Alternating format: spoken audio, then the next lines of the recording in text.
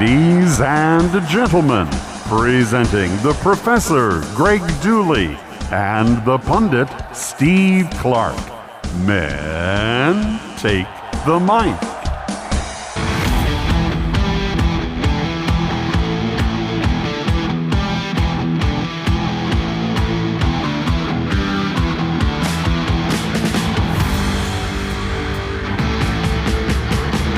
That's right, you're listening to The Professor and the Pundit with Greg Dooley and Steve Clark, and we are, of course, presented by Nick Hopwood, who's a certified financial planner. He's the founder and president of Peak Wealth Management. Retire with confidence. We certainly thank you for your support, Nick. And Greg, it's been a couple of weeks. Good to see you. Good to see you, man. Speaking of Nick, some of my favorite gear is my Peak Wealth Management gear that Nick, he gave us shirts. I have a hat. I'm wearing it right at this moment. That's one of my favorite. And now, Steve, we have a limited run of Professor and the Pundit shirts. Very limited, but thanks to our friends at Underground Printing, and they're pretty cool. I love them. I never thought I'd see my face on a shirt. And so I feel a certain amount of minimalist pride about that. It was a great look by Scott. And then the actual shirts themselves, they feel great. They look great. So thank you very much for that. Yeah, thanks. So Scott Robbins, our artist, and of course Rishi and the team at Underground Printing did our shirts for us. Highly recommended if you have t-shirt needs or you have a corporate event. They're awesome. They are big supporters of everything in this community. So Underground Printing, thank you. Now, Steve, the next thing, we have to wear them to Oscars together and see if anyone recognizes that we're wearing, A, the same t-shirt probably, but B, that it's our faces on the shirt. Yeah, you know, I feel a little cringy going together as the Bobsby twins, you know, to a tavern. Now we have to do it. I may have to wear sunglasses if that's the case. All right. But it's cool having them, though. Yeah, no, it's great. And soon, Greg, it's going to be football season, and we're going to sound completely different because there's actually going to be games to comment on, things that are going on in the college football world. We decided to start off in the off season. Well, I'm glad we did because our subscriber numbers are growing, our followers are growing, our listens are growing, and we're learning, like you said. It's been a lot of fun. So thanks, everybody. So what do we got on tap for today, Steve? I was out for a week. I was visiting family in Iowa. Listener may not have noticed, but we did a recording in advance. I was gone. Unfortunately, last Wednesday, we did not have any news on Pat Fitzgerald. And it feels like it's a little bit too late to really hash into it, but you brought up something that is very, very true. You call it trial by Twitter. And I think originally, you coined it trial by Facebook, where people on a controversial topic have made up their mind, come in hot on their moral clause, and then attempt to obliterate you if you dare not to fully agree. Well, yeah, it seems to be a snowball that builds on what seems to be an injustice, and it kind of rolls. And if you're on the wrong side of that perspective or momentum, you're jumped on. And it's very popular in the media to kind of, at least with some people on Twitter, to pick that side and go, well, he needs to be fired, or this needs to be canceled immediately. And I always catch myself. And it's just distasteful to me. It feels like the jury has spoken, Twitter has spoken, and we've dubbed you guilty. And anyone who's in our way is wrong. Get out of the way. And it just, I don't know. To me, it's disturbing. So really. The type of hazing that had happened is extremely disturbing. I'm not big into hazing in any form. I joined a fraternity, and I was very fearful of what could happen in a hazing environment. Received none of that in the fraternity that I went to. But there are still some of these elements that still happened in the sporting scene and elsewhere and still in fraternities. Now, this was bad. But see, I want to be clear. It doesn't say this was right or wrong. I'm not saying that what appears to have happened wasn't a problem. Absolutely. It was that snowball reaction where you're not even allowed to ask a question. What's argumentative about it is how much did Pat Fitzgerald know about it and how culpable he is for being ignorant of it. But what happens is somebody's taking this side that says he did know about it, and I'm going to bury you on social media for challenging me on the assertion. And then there's the second element of, well, if he didn't know, he should have known and shouldn't have been fired anyway. And that's argumentative. Yeah. But some people don't want to hear the other case without being destroyed. Right. And it's just as an example, a guy, he writes for Sports Illustrated, and he talked about the weak defenders of Pat Fitzgerald. And there was some prominent people that were like going, okay, wait a minute, let's think about this for a minute. And let's talk about the things that doesn't exactly make sense right away and just totally destroyed. Yeah. Now, it does seem like Northwestern screwed this up. The journalists at the school newspaper do deserve praise for Absolutely. having, for what they did. There are some clear winners and losers here. But Bacon always says, don't make a one-day problem a two-day problem. And he's used that phrase again here in this one. But that doesn't mean fire somebody, as soon as you can. It means get the truth out in the first place. And it looks like the school kind of failed to do that on the first run of their investigation. And they did the whole classic Friday press release. It's called a news dump. Yep, a news dump on Friday where traditionally that's been lost, buried. It's Friday. It's the least of people's minds is the news cycle. It's the one time, right, where no one's really caring. That's when you dump the bad news or the rough story. Summer, Friday. Right. Nothing's going on. I mean, do you do this in the middle of the season? No. You kind of get this information. And maybe, to be fair, maybe the investigation results just came in and they promptly release it. I don't know the status of that. And the newest people who are really upset are the players' families. Not necessarily because of what happened, it was how it was handled. They found out that their coach was being fired through social media. Nobody told their student athlete, their parents, that this was happening. There was no speech. It just happened and it was done. And whether that's a rush to judgment or not, I think, again, is debatable.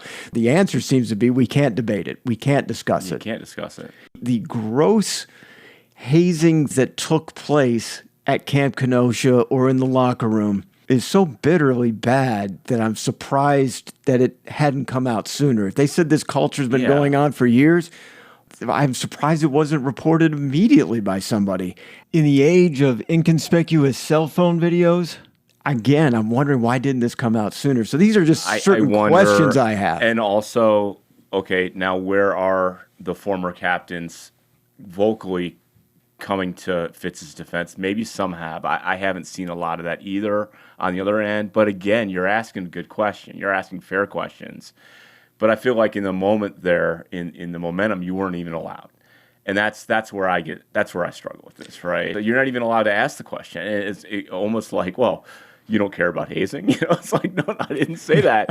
Yeah, they think they know your agenda, and then they start putting words in your mouth. And it is brutal. And then you do wonder, like, is this like, did he order the code red kind of thing? You're goddamn right I did! But didn't say how to order the code red. He just said, you guys need to handle this freshman player who's out of line. But then some people took to this horrible extreme. And I don't know. Like right. Santiago died. It's like, Well, I think one of the things that comes out and where there's room of interpretation, okay? And I'm not saying this is false or true, but there's room for interpretation. There was a hand gesture or a hands and arm gesture raised above the head that the players used to signify which players were going to get run. And some of these players said Fitzgerald used those same hand signals and became aware to this person who was pointing this thing out in the Daily Northwestern that Fitzgerald must have known because the same hand signal was being used by Coach Pat Fitzgerald.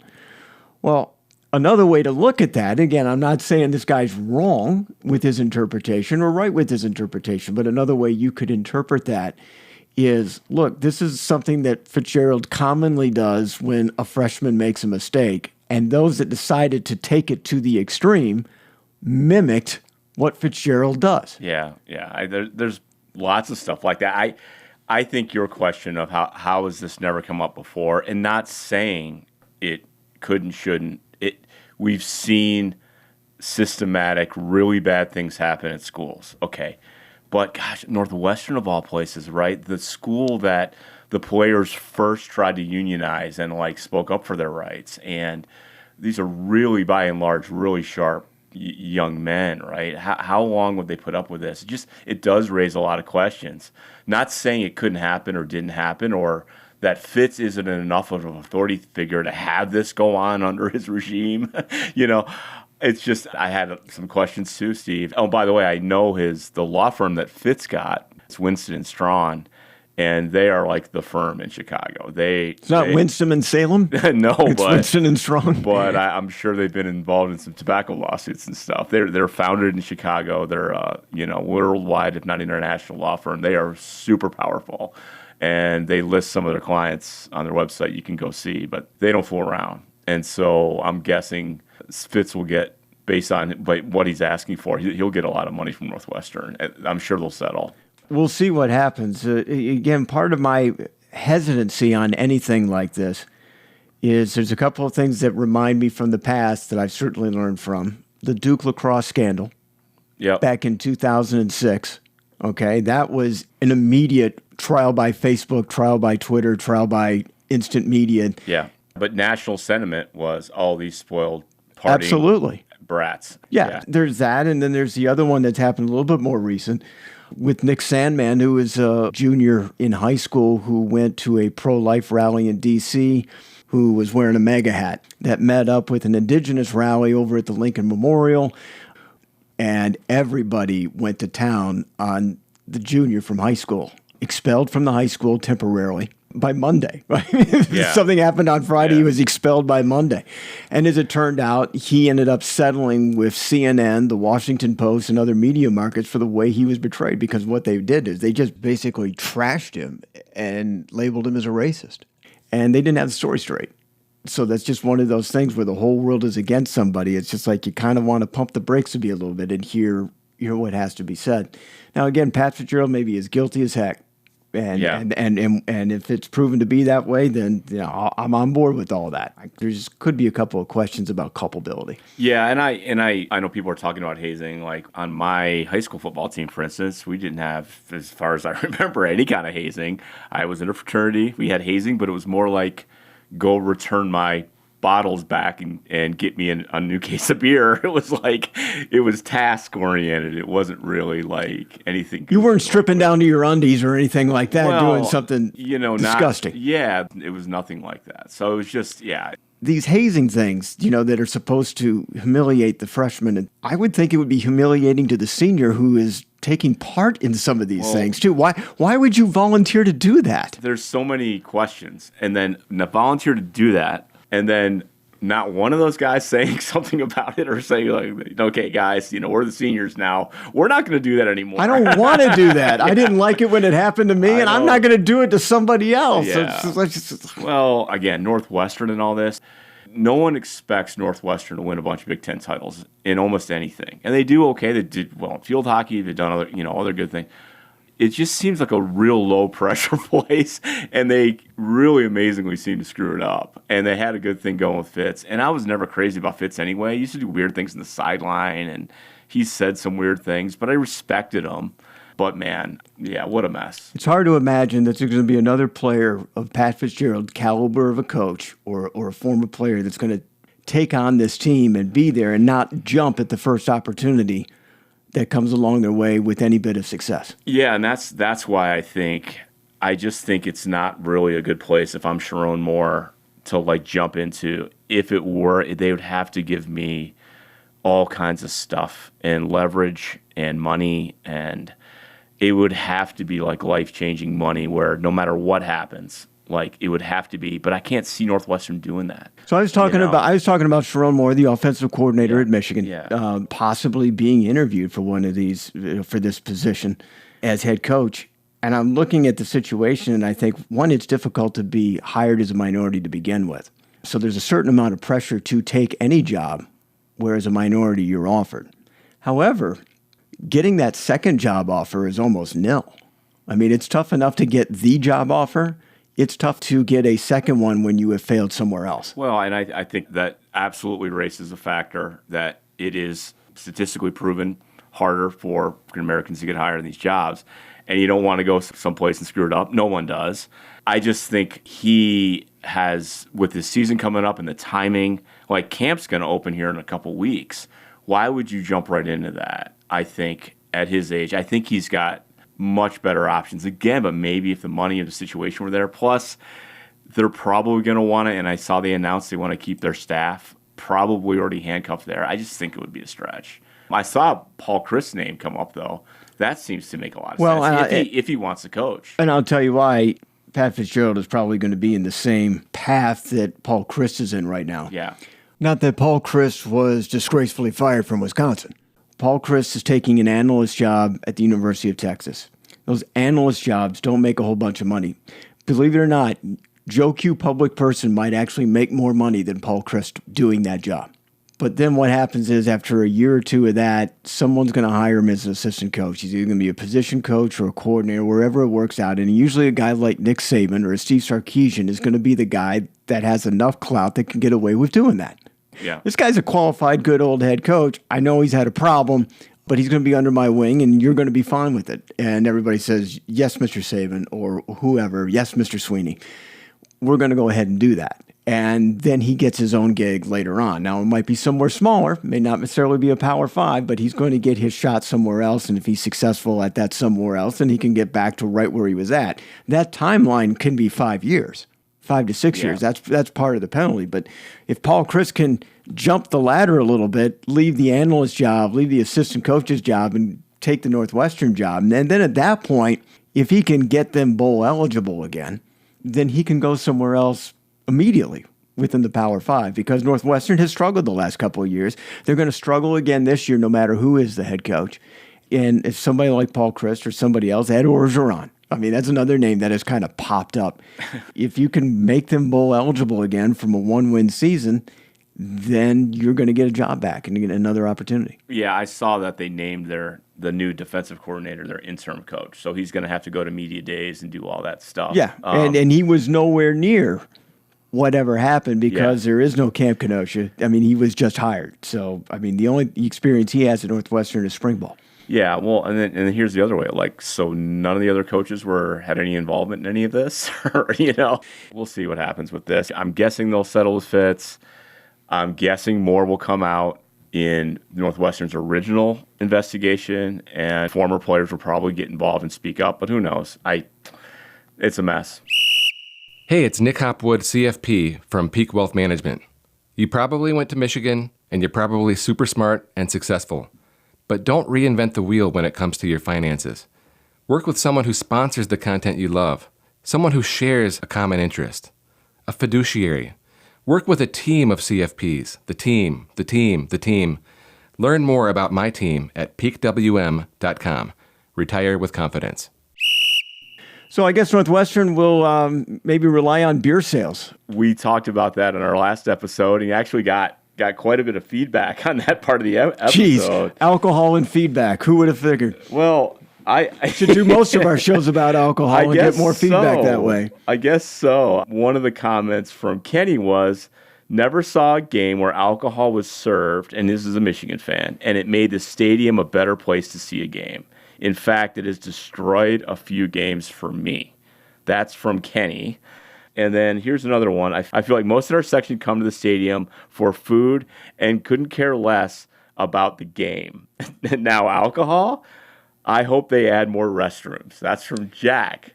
Yeah, well, so it brings up a few points. So who do we want to start with? Do we want to start with Jack or Kenny? Go ahead with Kenny first. Kenny's the one, it's never made the game better, is what Kenny said. He said he had some bad experiences. Yeah. And I can believe it. Every once in a while you go to a game and there is somebody who's way over top of the line and you wish he was kicked out in the first quarter, but it took something a little bit stronger in the third quarter. It's ugly. If you're Kenny and you've got young kids and you're taking to the game, you don't want them to witness that type of behavior. It makes things worse. There's a certain responsibility as a dad when you're going to the game that you're providing a good environment for your kids to go see.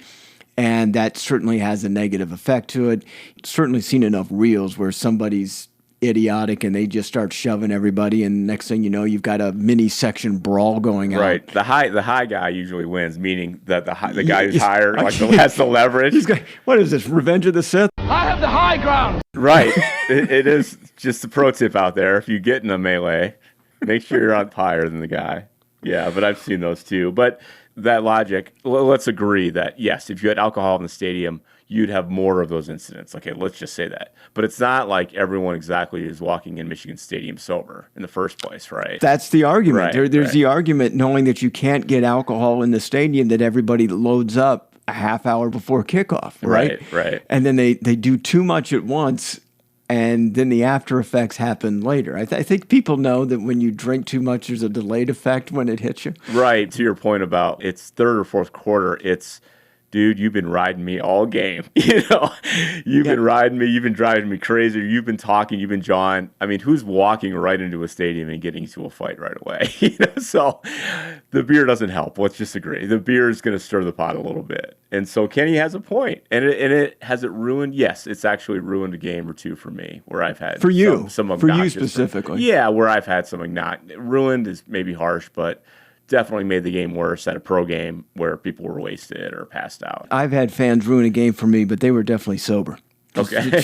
Well, there's that. We didn't get into that. The play-by-play and the questioning the coach at every single decision. Yeah. And call a timeout from row 98. Well, that calling a timeout from row 98 makes me laugh. What really irritates me is the people that go to the stadium.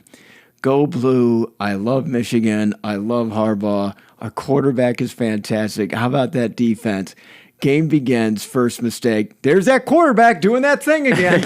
Or it's like, this coach is a bum. And then they get really, really visibly upset, and they're cursing with every play that doesn't work. It's that old 3rd and 2 situation, Greg, where if they've run the ball and made first downs. Yeah. Okay, now it's late in the game. And it's the same situation. So they've always been running on 3rd and 2 and always been making the first down. Now here it is, key in the game. They need this first down. It's 3rd and 2 and they don't make it. The immediate criticism, we've been doing this all game. They knew we were going to do it. We needed to do something else. Right, but who are those people talking to, by the way? They're talking to you. Yeah, they're talking to me, and I don't want to hear it. I really don't want to hear it. And then the other thing is, if they had passed the ball on 3rd and 2. Let's say they did what they wanted to do. Hey, you've been doing this all game long. The defense is going to finally wise up. You need to do something different. And then the passing fails. It's been working all day. Why stop now? Type of, and they just don't need that.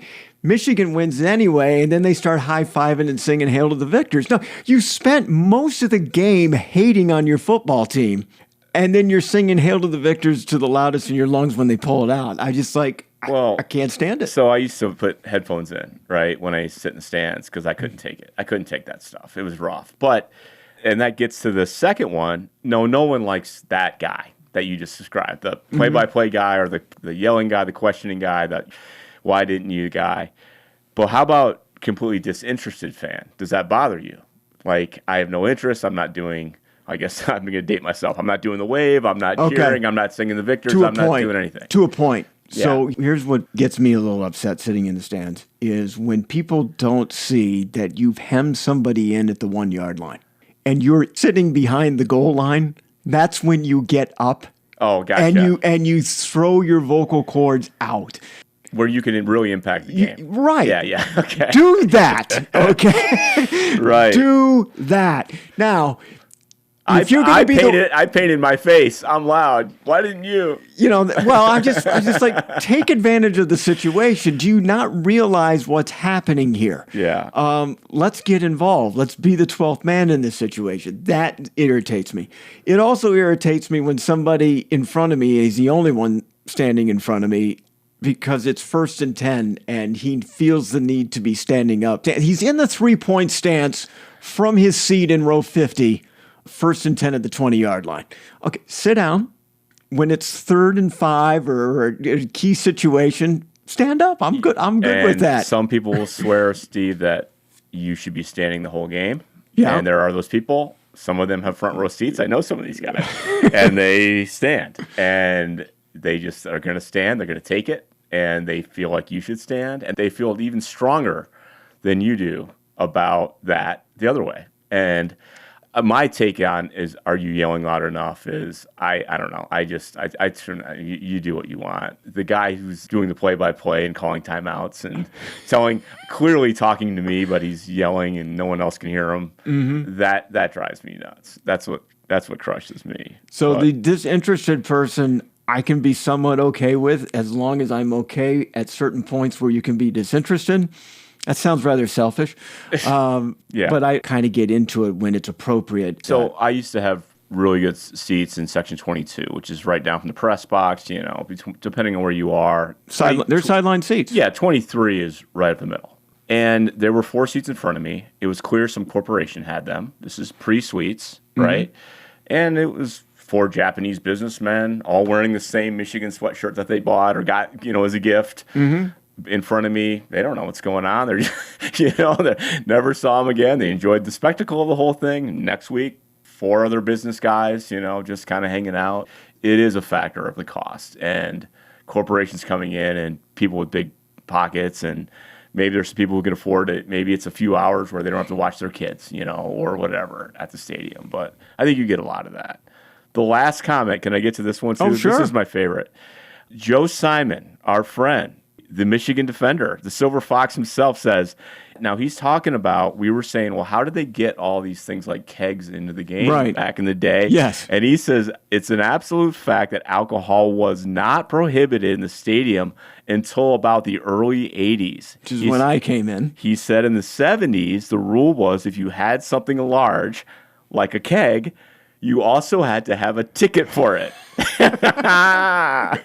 And he says, for a fact, he followed up with me. He said he had friends who they got like a pony keg and they had a ticket for it. It's sort of like the Stanley Cup. It's great. It's like, I'm bringing the Stanley Cup with me. The Stanley Cup is buying a ticket. And for because your little friend.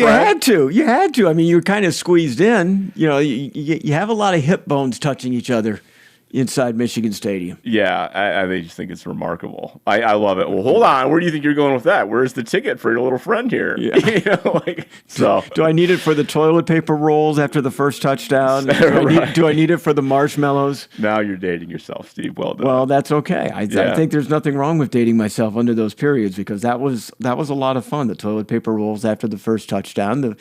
The marshmallows, that involves a lot of cleanup. Yeah, that was pretty fun, though. I was in the student section in the heyday of the marshmallow fights, and that was pretty fun. I mean, we look forward to it, so that was pretty good stuff. Thank you, Joe. Yeah, that's good stuff. So, Steve, speaking of beer. Yeah. Now, you found a little note on NIL about something that they're doing in Iowa. Is that right? Yeah, so they have a collective, and I'm sure they have more than one collective, but it seems like this is the collective that actually put themselves out there saying, look, the athletic department won't actually promote us, and it's about time you actually start, if you want Iowa to have good football players to come in. I mean, they really put it out on the line. And they did that. They went public with their sort of lack of full partnership cooperation, and they put it out there. And there's only one of two ways it goes. You either get that full cooperation or you no longer exist. So the beer company said, everyone knows this, we're here, but you're not acknowledging us. It's not the beer company, it's the collective. Okay, the collective.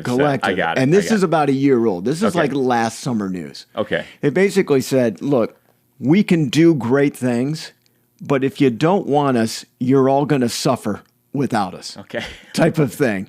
And believe it or not, Iowa Athletics endorsed them like a week after they went public. Okay. They really did. So that's a big gamble, and it worked for them. But the Iowa Swarm, their collective, announced Swarm Vodka is coming to a store near you. Swarm Vodka. Swarm is the name of the collective. Yep. The vodka is going to be available everywhere, your major supermarket chains, your corner stores. And the deal is, if you pay for our vodka, then 25% of that sale is going to go to our collective. Dude, it's great. And we will do whatever we seem fit for it. But they started it off with the beer a month ago. They're doing the same thing in the stores, and it's 20%. Now, in a single month of June, they sold $150,000 worth of this particular beer, which means $30,000 went to the collective. Not bad. Not bad. And they've also announced that they are selling this beer at the stadium during games. Wow. And so when people are purchasing a beer at Kinnick Stadium, they know going in that I'm drinking for a good cause. That's great. No, that's great. Now, can you imagine? We certainly know of a Heisman Trophy winner that is in the business We do. of selling liquor and making his own liquor. Charles Woodson first thought to my mind was, boy, could you imagine how much Charles Woodson's sales would go up if a certain percentage was going to a collective at Michigan to help athletes either stay here or be recruited here? Oh, yeah. So Charles's Woodson whiskey sells in Michigan, sells for about $30 a bottle. And it's good. It's good. It's different. It's not like an old aged bourbon, but it's not a 100-year aged bourbon. Steve, didn't you sample some at my house? I'm sure I did. Yeah, I'm sure I did, and I don't remember a thing. Yeah, it was good. It's good, but so I don't know if Charles is going to get into that. But that's really interesting. And right now, I think that is a no-no in the state of Michigan as the state law goes. But I could see him bending on that, especially when Big Gretsch signs the law that we're talking about, which is the law to allow beer in stadiums. That's going to be hard to also have, but students can't benefit from it. But how far, and again, I mentioned in the episode last week, how far we have turned from, if you tried to sell alcohol in the stadium, a lot of people just resented that for the fact is that's not what we do in college football. We're a little bit too high scale for that. We're above this. And we just don't need the riffraff in the stadium. It's just not a good look to have it.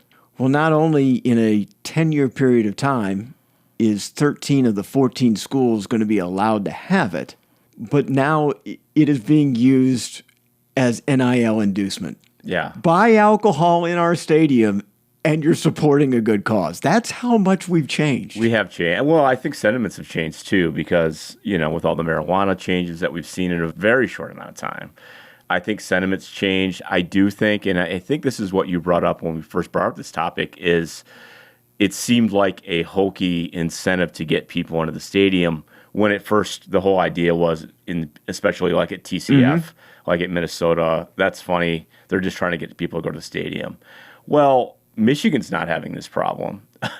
But there could be a day where I think they want to cater to popular opinion about what the stadium experience is going to be like. And I think if you asked most people, most adults, they'd say they'd like to be able to buy a beer. Most of them, not all, not Kenny and Jack, but most of them I think would like to say I'd like to be able to get a beer at the game is my take. It would make the game experience better for me. You could do it at all these other games. I do think those now I don't think we're going to go that far, but I do think sentiments along those lines have changed, and they probably need to. Well, it is weird. I mean, what we're finding out at several schools like West Virginia, Texas A&M, a couple of other schools, Iowa, it's $3 million. $3 million sales. Now, however, that's going to be cut when it comes to profit to the school who has to split those profits with the beer vendor. It was kind of like looking more like $500,000 or $800,000. $1 million would be absolutely huge 15, 20 years ago. $1 million now, when each Big Ten school might be being paid $65 million by the conference affiliation, is $1 million worth it? I think there's probably some ways to make that number bigger, like selling that you're being able to market that you're the official beer of Michigan Stadium and being able to use that in your advertising and other things like that, and the cups. And I think there's probably other ways to enhance that and include a deal with Learfield to promote your beer on Learfield now on the broadcast. Or include a deal with your local NIL. Because NIL. I really think that's going to work. Well, somebody's going to see that as a way to donate money. Well, because who doesn't mind donating when you get to drink from it? You don't. And so when I went to that NIL summit, people talked about the sustainable collective and what is the sustainable NIL, where it's people are getting something and the collective's getting something and it's going to players. Like, that is an ecosystem. I'm going to buy a beer and 20% of it's going to go somewhere. Okay. Did you see this thing that Duke is doing? I sent you this or showed it to you briefly. Therefore, I did see it, yes. Yeah. So, well, I don't know if you looked at it. Did you look at it, Steve? So, what are they calling it? The 312 run. 312 is one of the area codes in Chicago. And this used to be the area code in Chicago. Yeah. So cell phones came out. That's right. So this is an event in Chicago for Duke basketball. Basically, it's spend 4 hours with the team. They're going to do a mini practice. It says all players will be there, but not all of them necessarily will play. You get to meet them. You get cocktails with the coach. picture opportunities, all that stuff, $2,500 a plate. Okay, I call it a plate. That's but you get it, a ticket. Wham, bam, thank you, ma'am. 4 hours in Chicago. If they sell 1,000 tickets, that's, I believe, $2.5 million. Right. 1,000 tickets sold would not surprise me at all. So why Chicago? Sounds pretty sweet. Why Chicago? They must have significant alumni base there. Maybe there's a prominent alum who set this up and wanted to do it in Chicago. You probably do it in a big city because just based on the numbers. I get it, but what's your point? Well, why? So if I said New York City, would you be surprised? No, I mean, here's what I'm thinking. So maybe they're doing a few of them. Look, maybe I'm jumping the gun here, Yeah. but if it works in Chicago, then they're going to try it in some other city, and I think Michigan has these alumni clubs all throughout major cities across the U.S. Why don't we just have some players of the team show up for these things? I mean, you saw how filled up Madison Square Garden is when Michigan basketball plays a Thanksgiving game there, or the Big Ten tournament was played out there. It felt like Michigan East. And it was sort of the same way with D.C. When we left the Fiesta Bowl and I was stuck waiting for my plane in Scottsdale to go to Las Vegas, there was all of these cities waiting for their planes, and there were Michigan fans in every single gate.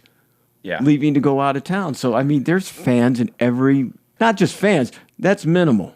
There are huge fans with big money purses living in major cities across the nation with a U of M degree. If this works for Duke and Chicago, you definitely going to think it's going to be copycatted by Michigan and other schools. The basketball thing seems perfect to me because you could host it at a place with a court. And by the way, NIL from like team activities is prohibited, but what is this a team activity? Okay, maybe. But like cocktails and a meet the coaches and take pictures is not, right? So which part of this is what? So good luck, NCAA. What's going to happen is these coaches are never going to get a week off.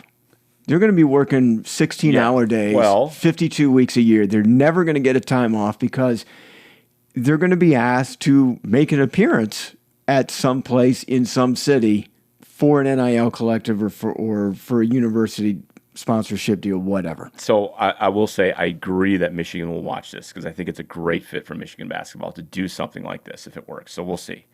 But to your point, will coaches get any time off? Well, that was Empower. That was the month of June. That was 7 stops to pitch basically a program, okay, but there was also an NIL aspect to it, clearly.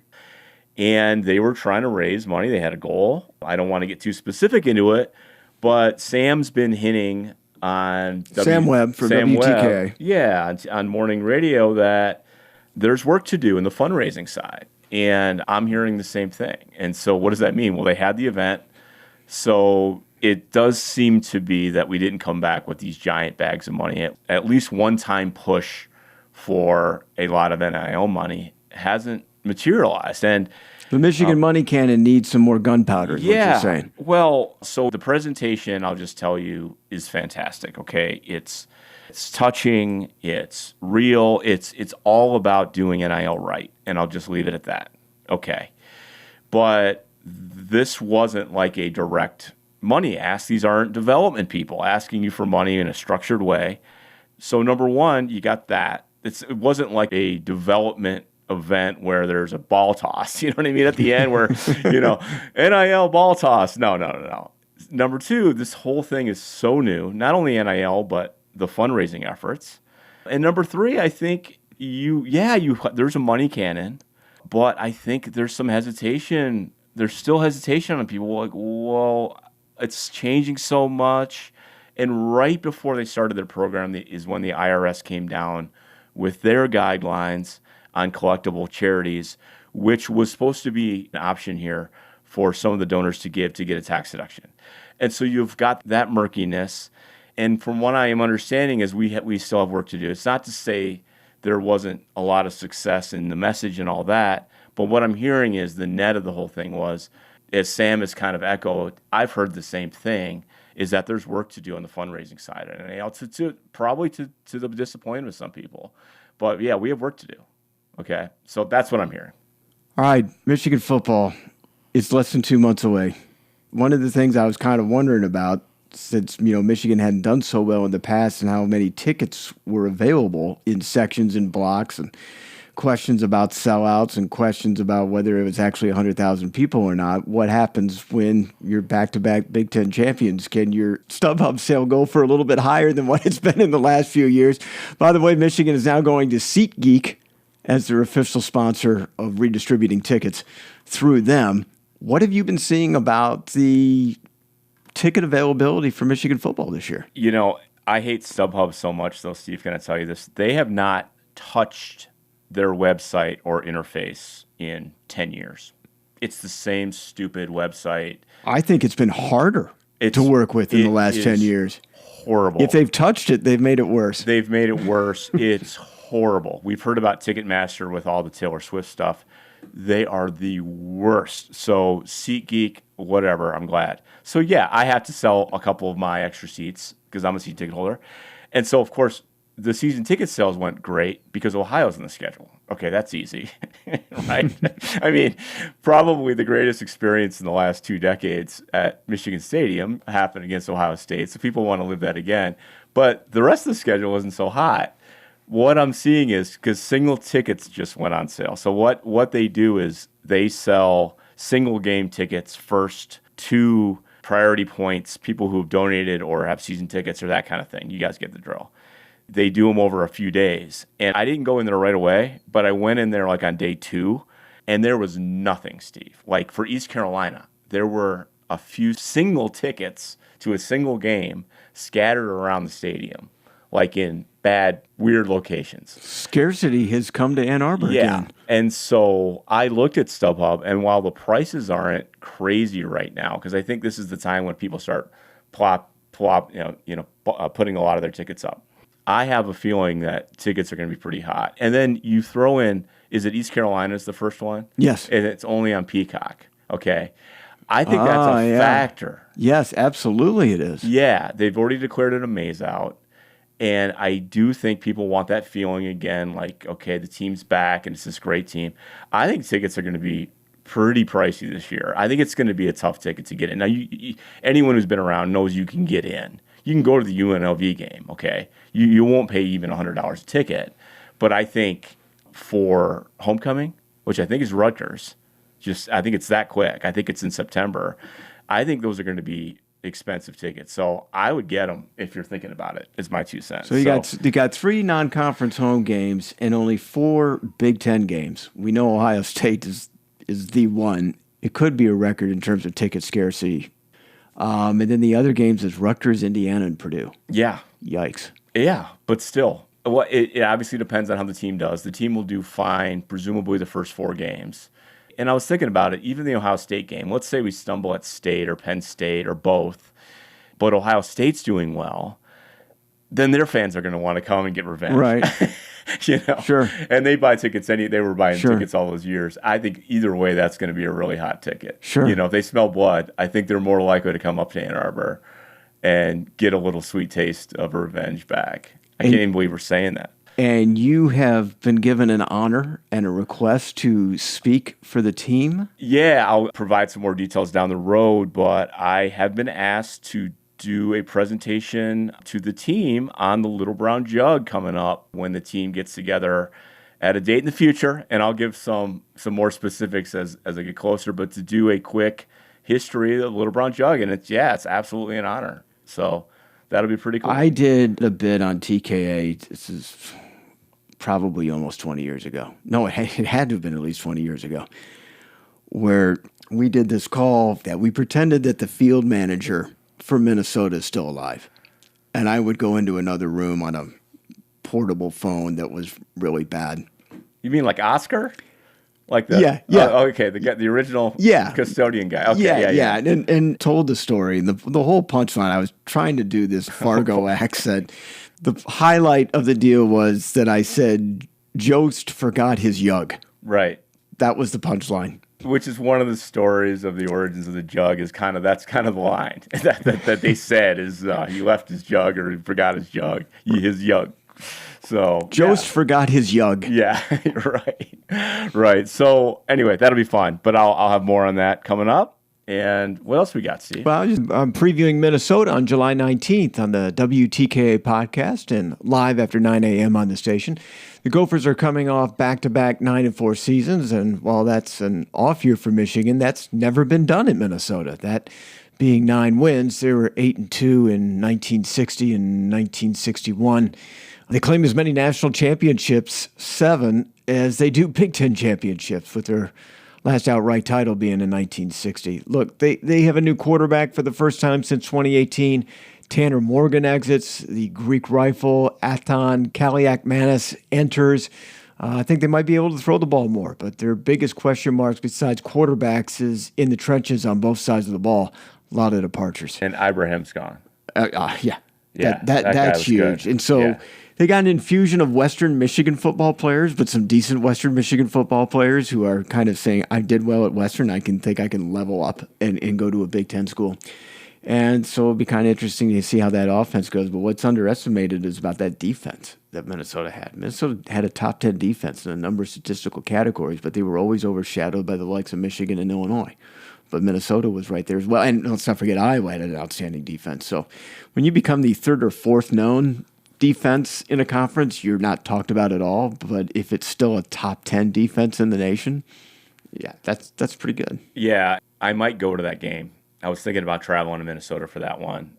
In Hail to the Victors, in Seth Fisher's preseason guide, which we talked about, one of the questions was, is one of the teams, are you worried about getting bit by somebody? And a couple of the guys mentioned Minnesota. Nebraska is still a possibility. I think Michigan's still being on the road. If you go back the last 2 years, the years that they had won the Big Ten championship, there were escapes with Nebraska. There was an escape at Penn State, if you want to call it that. I do. Michigan trailed Ohio State at half, by the way, and then dominated in the second half.